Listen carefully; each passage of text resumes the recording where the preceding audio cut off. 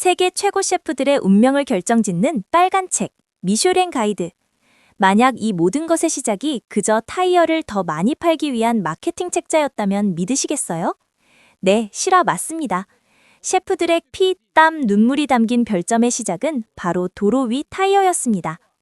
이야기는 1900년 프랑스로 거슬러 올라가요. 당시 프랑스에 등록된 자동차는 고작 3,000대. 도로 사정은 말 그대로 최악이었죠. 타이어 회사 창업자인 미슐랭 형제는 고민에 빠졌어요.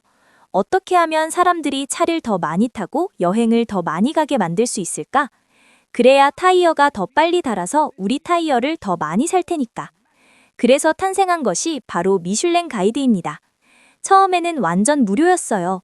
자동차 정비소 위치, 주유소 정보, 그리고 운전자가 잠시 쉬어갈 만한 숙소나 식당 정보가 담긴 여행자를 위한 일종의 종합 안내 책자였죠. 미식과는 거리가 먼 아주 실용적인 목적에서 시작된 거예요. 자동차 여행을 장려해서 타이어 소비를 촉진하려는 어떻게 보면 아주 영리한 비즈니스 전략이었던 셈입니다. 그런데 어느 날 앙드레 미슐랭이 한 정비소를 방문했다가 충격적인 장면을 목격합니다. 자신이 애지중지하며 만든 가이드북이 작업대 다리를 괴는 받침대로 쓰이고 있었던 거죠. 이 사건은 미슐랭에게 큰 깨달음을 줬습니다. 사람들은 공짜로 얻는 것은 소중히 여기지 않는다. 그는 이 일 직후인 1920년부터 가이드북을 유료로 판매하기 시작했어요. 가격은 7프랑, 당시 노동자의 하루 일당에 가까운 금액이었죠. 동시에 가이드의 정체성도 바뀌기 시작합니다. 단순 정보 나열에서 벗어나 호텔과 레스토랑에 대한 독자적인 평가를 싣기 시작한 거예요. 특히 레스토랑 섹션을 대폭 강화했죠. 무료 정보지에서 권위 있는 평가서로의 전환점이 된 그야말로 신의 한 수였습니다. 작업대 받침대가 아니었다면 오늘날의 미슐랭 가이드는 존재하지 않았을지도 모릅니다. 우리가 아는 별점 시스템은 1926년에 처음 도입됐고 1936년에 지금의 3스타 체계가 완성됐어요. 그런데 이 별의 의미가 처음에는 지금과 사뭇 달랐다는 사실 아셨나요?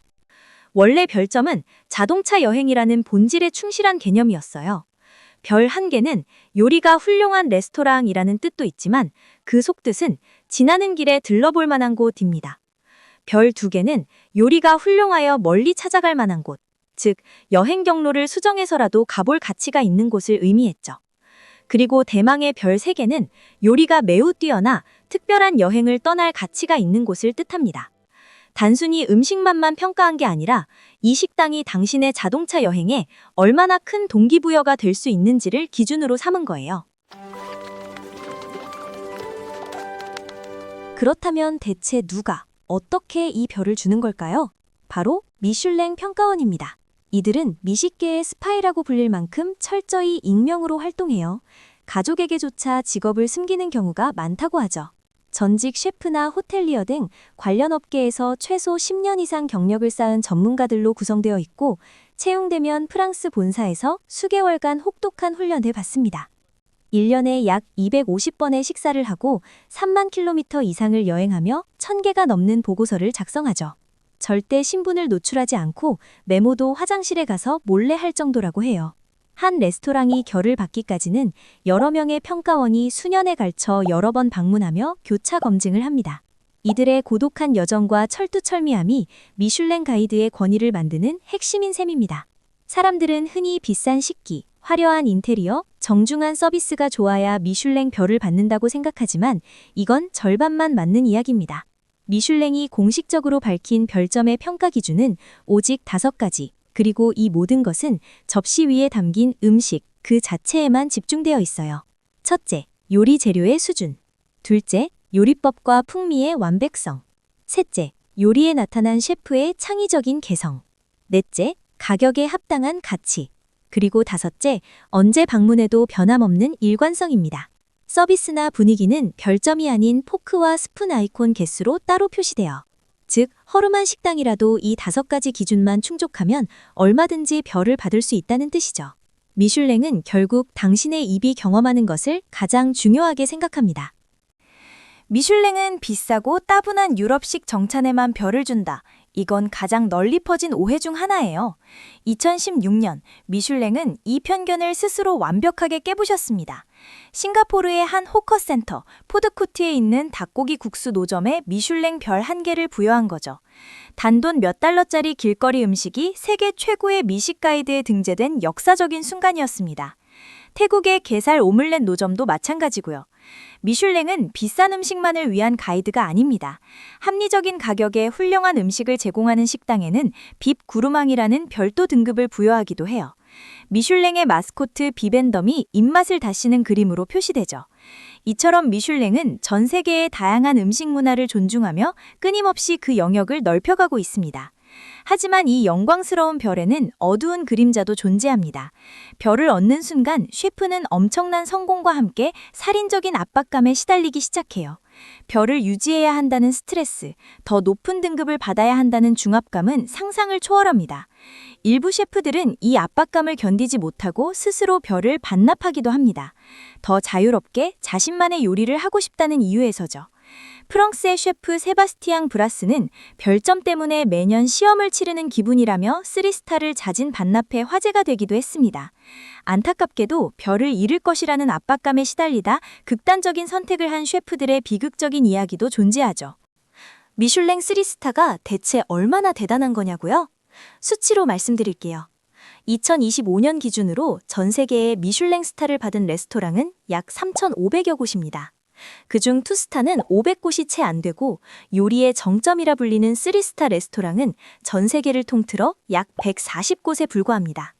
이는 전 세계 수백만 개의 레스토랑 중 0.001%도 안 되는 극소수죠. 이걸 다른 분야와 비교해 볼까요? 4년마다 열리는 하계올림픽에서 나오는 금메달의 개수가 300개가 넘습니다. 즉, 한 해에 미슐랭 3스타 셰프가 되는 것이 올림픽 금메달리스트가 되는 것보다 2배 이상 어렵다는 계산이 나와요.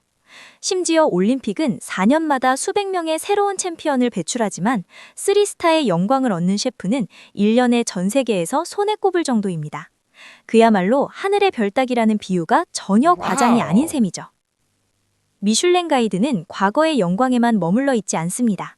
시대의 변화에 발맞춰 계속해서 진화하고 있죠. 그 가장 대표적인 예가 2020년에 도입된 그린스타입니다.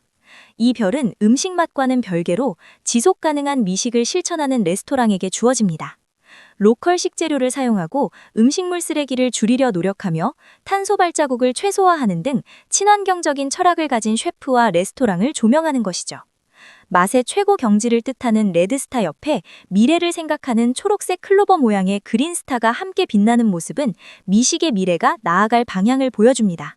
단순히 맛있는 음식을 넘어 어떻게 책임감 있게 생산하고 소비하는지가 새로운 평가 기준으로 자리 잡고 있는 거예요. 미슐랭은 이제 무엇을 먹느냐뿐만 아니라 어떻게 먹느냐에 대해서도 질문을 던지고 있습니다. 프랑스에서 시작된 이 가이드가 어떻게 전 세계적인 권위를 갖게 됐을까요? 그 과정이 순탄하지만은 않았습니다. 특히 2007년 미슐랭이 아시아 최초로 도쿄편을 발간했을 때 엄청난 논란이 일었죠. 발간과 동시에 도쿄에 무려 191개의 별을 부여했는데 이는 본고장 파리의 2배가 넘는 수치였습니다. 몇몇 일본의 유명 셰프들은 서양인들이 뭘 안다고 일본 음식을 평가하냐며 평가를 거부하거나 별을 반납하는 사태까지 벌어졌죠. 심지어 타이어에 불을 지르는 퍼포먼스를 벌인 사람도 있었어요. 하지만 역설적으로 이 논란은 미슐랭의 영향력을 더욱 키우는 계기가 됐습니다. 전 세계 미식가들의 시선이 도쿄로 쏠렸고 미슐랭 가이드가 단순한 프랑스만의 기준이 아닌 글로벌 스탠더드가 될 수 있다는 가능성과 그 막강한 권력을 동시에 증명한 사건이었기 때문입니다. 자동차 타이어를 팔기 위한 작은 아이디어에서 시작해 이제는 전 세계 셰프들의 꿈이자 운명이 된 미슐랭 가이드의 이야기는 여기까지입니다. 고싱의 이야기 다음 편을 기대해주세요.